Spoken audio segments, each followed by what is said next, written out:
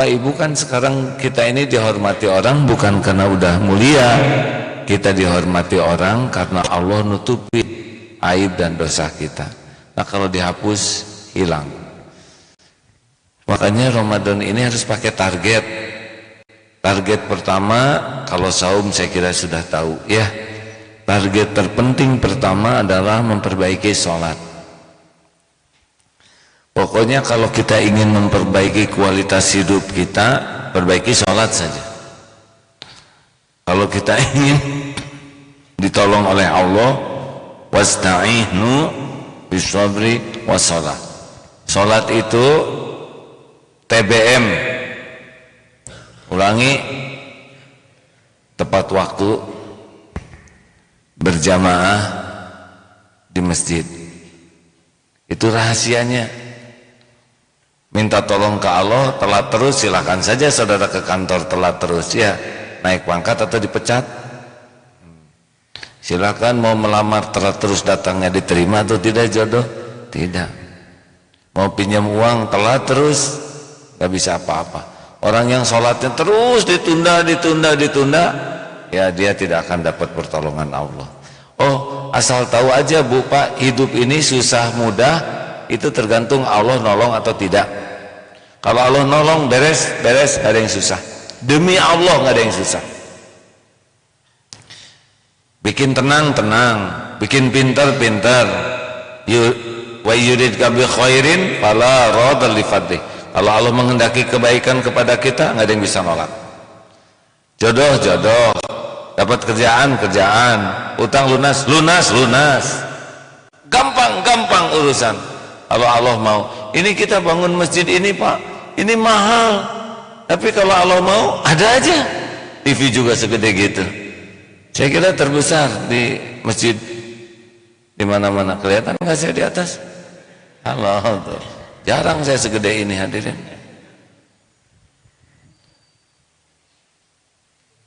Sudah tahu berapa harganya? 400 juta. Tenang aja, ada yang wakaf ya. Tidak dicicil oleh kita. Hati-hati, karpet ini karpet mahwal Pak, agak ditahan duduknya sedikit ya, supaya nggak cepet neken. Karpet baru nih Pak, apa enggak? Yang kentut-kentut jangan di sini ya. Allah cukupi kalau Allah mau Pak.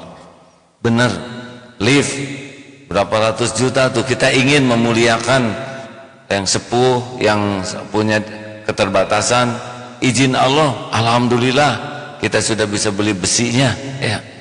Tinggal liftnya insya Allah datang dan yang nariknya insya Allah. Hadirin sekalian, makanya perbaiki sholat, beres. TBM, tepat waktu, berjamaah di masjid. Kalau bisa jangan pernah ketinggalan. Saudara tahu kan hadis tentang orang yang dijamin dibebaskan dari api neraka dan kemunafikan? Kalau arba'in 40 hari tidak tertinggal takbir imam, takbiratul ihram yang pertama, berarti 200 kali sholat. Kalau sekarang Ramadan 30 ditambah 10 hari saja, oh mantap, Masya Allah. Tepat waktu, berjamaah, jangan mau sholat sendiri, rugi. Berjamaah itu 27 kali lipat. Kalau sendiri ya satu saja. Kalau berjamaahnya di masjid, itu lebih dahsyat lagi. Udah pokoknya mah kalau pengen ditolong Allah mah ke masjid. Udah nggak usah rewel, pokoknya masjid. Kita aja bertamu sama orang yang kaya dan baik, dijamu, datangnya dipersilahkan, makan enak, buah-buahan, pulangnya dibekelin. Itu sama manusia yang baik sudah kayak gitu. Gimana bertamu ke rumah Allah? Dosa pulang bisa diampuni, doa diijabah, hati ditenangkan. Makanya masjid. Karena dalilnya a'udzubillahi minasyaitonirrajim, innama ya'muru masajidallah. Kalau udah ada innama itu tiada selain itu. Hanyalah orang-orang yang memakmurkan masjid Allah, yang beriman ke Allah, wa aqamas dan yaumil akhir, hari akhir, menegakkan sholat, bayar zakat dan tidak takut selain hanya kepada Allah. Mereka itulah yang akan dapat petunjuk, diharapkan selalu dapat petunjuk dari Allah. Kalau udah ditunjukin beres urusan tuh Pak, beres. Coba di mana rezeki tuh enak, bener? Ini jawabannya apa? Beres. Setiap yang ditunjuki Allah jadi mudah. Nah itu adanya di masjid. Ayo sahabat-sahabat sekalian, makmurkan masjid. Demi Allah saya bersumpah, kalau orang sudah hatinya terikat ke masjid, itu lebih dekat dengan cinta Allah. Kalau ingin lihat orang Islam, lihat pada waktu sholat Jumat. Kalau ingin lihat orang beriman, lihat pada waktu sholat subuh berjamaah di masjid. Sholat Isya ini pahalanya separuh malam Pak, dianggap sholat terus menerus. Begitu pahalanya. Sholat subuh jamaah sepanjang malam dianggap sholat terus menerus. Makanya kalau orang yang suka sholat jamaah lalu takdirnya meninggal malam-malam, semoga meninggal kita seperti meninggalnya orang yang sedang sholat. Terutama lelaki. Lelaki wanita juga ke masjid aja ya. Kalau lelaki lebih tegas lagi perintahnya, sehingga kalau lelaki sholatnya di rumah terus, statusnya bagaimana? Lelaki solehah. Nanti pakai mau kena ya Pak ya, kan kurang wibawa ya, pakai mau kena janggotan atau pakai sarungnya pakai rempel dan renda. Ayo target pertama perbaiki sholat TBM, dan jangan kurang dari 10 sholat rawatib, jangan kurang Pak. Qobla subuh ulangi, qobla duhur, ba'da duhur, ba'da maghrib, ba'da isya. Ini jangan lepas. 17 fardu plus 10 27 plus 11 taraweh. Taraweh di sini menguntungkan Pak, karena bisa 11, bisa ditambah nanti ya. Nanti berapa dulu? 8 dulu ya? 8 atau 10? 10 dulu, kemudian bagi yang biasa 11 tinggal tambah 1 rakaat witir. Tapi bagi yang mau melanjutkan jadi 23, tinggal nanti shift kedua ditambah lagi. Bagi yang rada jarang ngaji, ini kesempatan. Bagi yang nggak hafal Quran, tinggal dengerin, asal jangan ngelamun ya. Pegang Quran susah hadirin. Sholat 1 rakaat 1 halaman teh susah, benar Pak? Yang kecuali para hafiz-hafizah saja yang enak. Model-model kita ini yang ya ina atau ina terus, kesempatan emas. Pegel tahan saja hadirin. Suatu saat saya pernah ditakdirkan itikaf dengan seorang Kopassus kolonel Pak. Ini penting pengalaman ini. Kuat sekali ibadahnya. Saya heran tidurnya, sedikit, dikit-dikit sholat, dikit-dikit baca Quran, sampai begitu. Ama udah kalah lah. Padahal saya ngajak itikaf. Jadi saya mau ke toilet, goler di sana. Terus saya nanya, ini gimana kok begini ibadah? Saya ini prajurit, biasa di medan perang. Saya pernah diam di rawa 2 hari hanya untuk mengintai musuh. Sekarang Ramadan saya mengintai ampunan Allah. Masa saya tidak kuat? Luar biasa hadirin. Itu memotivasi saya, tapi tetap saya nggak bisa mengalahkan beliau ya. Kolonel ini 1 bulan 5 kali hatam Quran hadirin. Berarti per berapa hari sekali Pak? Ya kan? Ya 6 hari selesai 30 juz, 6 hari selesai 30 juz. Masya Allah. Nah saudaraku sekalian, amal apalagi di bulan Ramadan selain memperbaiki sholat adalah sedekah. Karena Rasulullah di bulan Ramadan tuh sedekah tuh seperti angin, berhembus saja, udah nggak usah banyak mikir, keluarin saja itu uang, kerwak asal ada keluar, lihat pasti nyesel. Kenapa nggak dari dulu senang sedekah ini? Saking hebatnya gentinya Pak. Aduh asli Pak, saya berani sumpah demi Allah tidak akan berkurang harta dengan sedekah. Kalau ada di antara bapak ibu yang sedekah kemudian berkurang hartanya, temui saya, beneran. Temui saja ya, maksud saya ketemu aja lah gitu. Loh, tinggal sebutkan berapa sedekahnya yang membuat saudara bangkrut. Sebutkan saja, catat ya. Ya sudah, itu aja hadirin. Saya tapi selama ini ceramah ini nggak pernah ada yang orang datang jadi bangkrut gara sedekah. Nggak mungkin Pak. Selama ini aja kita pelit, dicukupi oleh Allah. Bagaimana mungkin sedekah jadi tidak dicukupi? Tidak penting banyak uang. Yang penting dia perlu. Bukan ada Pak, cukup. Dia perlu buat makan, buat sekolah, buat beli rumah, beli kendaraan baru, buat ke Mekah, buat sedekah. Ngapain kaya? Tidak penting kaya, karena orang kaya belum tentu hidupnya, iya kan? Tapi orang cukup pasti cukup. Nah, kaya lagi. Nah hadirin, ayo, pokoknya mah Pak, kata kuncinya jangan kebanyakan mikir kalau sedekah. Sing yakin aja Allah melihat. Keluarin. Nggak punya uang, lihat nanti bagaimana Allah. Punya makanan, bagikan. Pulang ke rumah, lihat banyak sarung, cuci, bersihkan, kasihkan. Apa yang bisa disedekahkan dari awal sekarang sedekahnya. Jangan nunggu lebaran. Pertama belum tentu kita hidup, yang kedua lebaran itu udah selesai Ramadannya. Sekarang sedekah tuh, lihat nanti bagaimana Allah menjamin. Dari mana aja, nggak perlu kita tahu balasannya, tapi yang pasti bakal diganti oleh Allah. Coba kalau ibarat dosa, bapak-bapak ibu-ibu ini dosanya seperti lilin atau seperti kompor? Maaf, kalau dosa kita diibaratkan api, lilin atau kompor?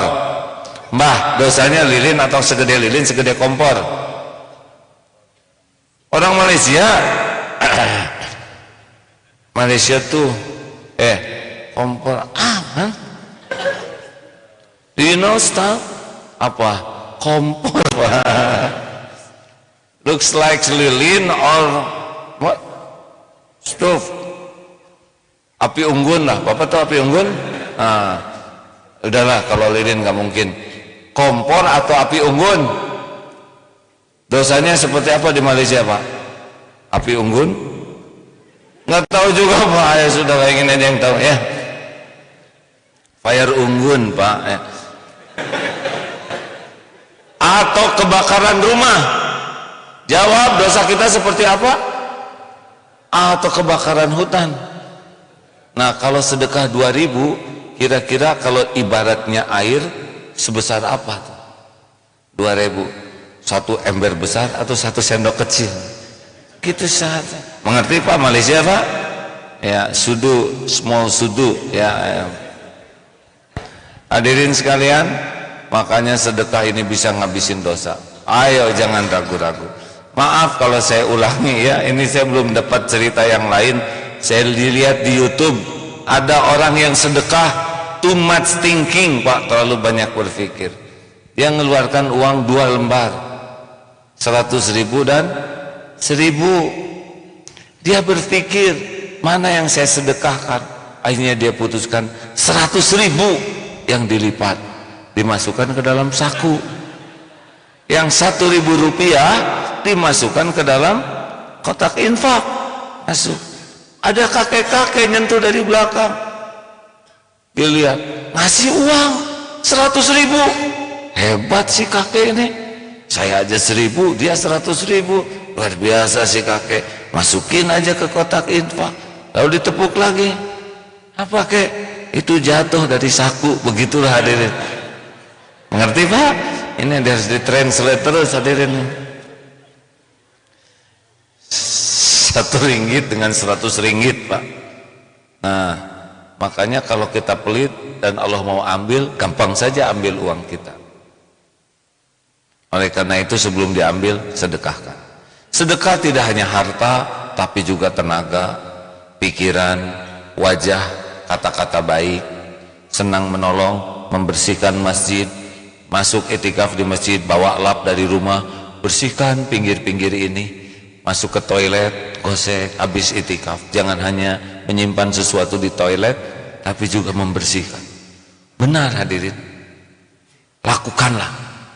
Faman ya'mal mithqala dzarratin khairan yarah wa man ya'mal mithqala dzarratin syarran yarah. Berbuat baik dimanapun berada.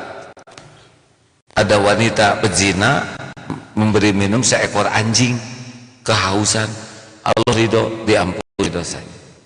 Maka siapa tahu pertolongan Allah datang sangat banyak karena kita senang berbuat kebaikan sekecil apapun juga.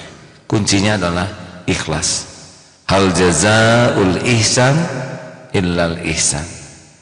Apalagi pasangan yang paling baik di bulan Ramadan pakai target Al-Quran. Yang belum bisa baca Quran, target ikut kursus Al-Quran. Ya, jangan sampai kita mati tidak bisa membaca Al-Quran. Bagi yang belum lancar Al-Quran, target satu hari terserah 1 juz baca, sehingga 1 bulan kita pernah hatam 30 juz membacanya. Bagi yang sudah lancar plus terjemah Quran, sehingga kita baca Quran dan tahu artinya. Wah, waktu saya habis dong dipakai sholat dan baca Quran. Memangnya urusan kita tuh tergantung waktu, urusan kita tuh tergantung pertolongan Allah. Kalau jauh dari pertolongan Allah, pekerjaan segini bisa menghabiskan waktu 8 jam. Tapi kalau kita sholatnya bagus, zikirnya bagus, Qurannya bagus, dimudahkan oleh Allah, 2 jam selesai. Jadi jangan menganggap jadi sulit. Nih supermarket, super minimarket kita ini tutup menjelang sholat, tutup subuh, zuhur 5 kali. Sekarang kompetitornya di kiri kanan tidak berkurang rezekinya, karena yang membagi rezeki adalah Allah. Di sini tutup saja tidak apa-apa, tidak kurang rezeki, karena yang membagikan rezeki adalah Allah, yang menyelesaikan masalah adalah Allah. Jadi jangan sisa waktu membaca Al-Quran, sediakan waktu, nanti Allah urus urusan kita lebih efisien. Yang tadinya untuk promosi harus banyak bicara, tapi kalau sholatnya bagus, baca Qurannya bagus, baru juga akan bicara, beli, jadi dibeli. Gitu ya. Mudah saja. Mengerti Pak? Saya belum selesai, Bapak sudah mengerti, alhamdulillah ya. Nah hadirin sekalian, pokoknya punya Quran pribadi. Kalau nggak punya yang pribadi biasanya jarang baca, sebaiknya jangan di handphone, karena sedang baca Quran masuk WA, pindah WA dibaca, grup baca, ininya 1 ayat, itunya 1 geblog, itunya ya. Hati-hati, sebaiknya punya Al-Quran sendiri saja, karena di handphone itu biasanya penghormatannya agak kurang. Bukan jelek, bukan salah, akan lebih utama kita punya Al-Quran pegangan. Percayalah hadirin, akan lebih beda ruhiyahnya baca Quran di handphone dan baca Quran di mushaf, akan beda auranya. Lalu hal lainnya selain sholat diperbaiki, sedekah diperbanyak, Al-Quran dibaca, adalah silaturahim. Mumpung Ramadan, bergerak terus, temui orang, silaturahim, bisa dengan telepon, bisa dengan kunjungan, terutama ke guru, ke orang tua, saudara, dan bawa oleh-oleh, sing ringan ya. Dan satu lagi yang jangan dilupakan selama di bulan Ramadan ini, selain membaca Quran, apalagi perbaiki sholat, silaturahim, lalu yang paling pokok adalah mencari ilmu agama, karena pupuk iman adalah ilmu, pemandu amal adalah ilmu. Kalau orang kurang ilmu dijamin kurang iman, kalau kurang iman sudah hilang tuh ketenangan, karena ketenangan itu berbanding lurus dengan tingkat keyakinan ke Allah. Kalau iman kurang pasti bersandarnya ke makhluk, makin harap dan takut ke makhluk, makin gelisah hidup ini. Makin berharap hanya ke Allah, makin tenang. Kalau Bapak Ibu sedang gelisah, periksa saja, pasti yang memenuhi hatinya itu selain Allah, ya. Tapi kalau sudah yakin ke Allah, tenang. Nah, itu adalah pupuknya ilmu. Oleh karena itu, siapkan buku, baca buku, datang ke majelis taklim. Nah, seperti ini tuh adalah bagian dari nikmat yang tidak bisa diukur oleh uang. Kewajiban bagi kita tolabul ilmi, fardhatun, wajib. Kalau kita tidak melakukannya, haram. Semoga Ramadan ini benar-benar diberikan oleh Allah kenikmatan. Kapanpun kita mati, semoga syariatnya lewat Ramadan inilah kita husnul khotimah. Allahumma sholli ala sayyidina Muhammad wa ala alihi wa ashabihi ajma'in. Allahumma inna nas'aluka ridhoka wal jannah wa na'udzubika min sakhatika wan nar. Allahumma inna nas'aluka imanan kamilan wa yaqinan sadiqan wa qalban khashi'an wa lisanan zakiran. Allahumma inna nas'aluka taubatan nasuha wa taubatan qablal maut wa rahmatan 'indal maut wa maghfiratan ba'dal maut. Allahumma hawwin 'alaina fi sakaratil maut. Allahumma inna nas'aluka husnal khatimah wa na'udzubika min su'il khatimah. Ya Allah, berikan kami kekuatan, kesehatan, ilmu yang manfaat agar Ramadan ini benar-benar Ramadan yang membersihkan dari segala aib dan dosa. Ramadan yang memberkahi sisa umur kami, Ramadan yang membawa kemaslahatan bagi dunia akhirat orang tua kami, keluarga dan keturunan kami. Jadikan Ramadan ini benar-benar menjadi bekal husnul khotimah. Ya Allah, lindungi kami dari segala perbuatan maksiat, dari segala yang Kau haramkan, dari kesia-siaan. Taqabbal minna ya Allah, innaka antas samiul alim. Rabbana atina fid dunya hasanah wa fil akhirati hasanah wa qina adzabannar. Subhana rabbika rabbil izzati amma yasifun wa salamun alal mursalin walhamdulillahi rabbil alamin. Hadirin, bagi yang akan sambil memegang mushaf boleh ya, sambil sholat dan memegang itu bisa mengikutinya, tidak dilarang. Mudah-mudahan, dan bagi yang tidak memegang juga berusaha untuk fokus. Alhamdulillah, terima kasih. Semoga masjid ini penuh berkah. Assalamualaikum warahmatullahi wabarakatuh.